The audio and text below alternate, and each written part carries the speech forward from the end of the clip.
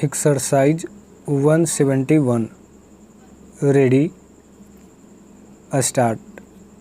You will be glad to hear that under the circumstances I was able to attend the lecture, and though as a rule I do not care for such meetings, I enjoyed it very much.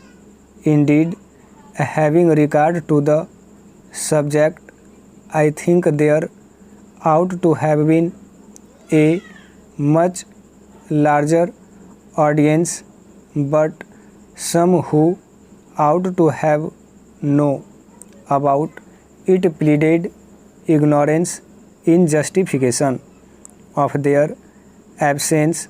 With regard to the lecture itself, I have pleasure in giving you a summary of the chief points in days gone by.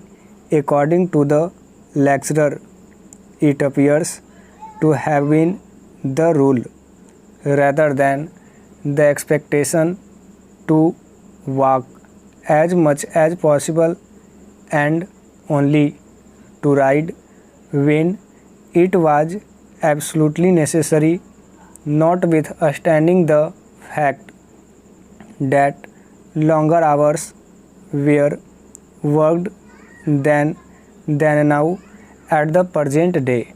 However, all over the world there is an ever-growing tendency on the one hand to ignore to a great extent the value of walking, and on the other hand to travel on all occasions by vehicles of one kind or another.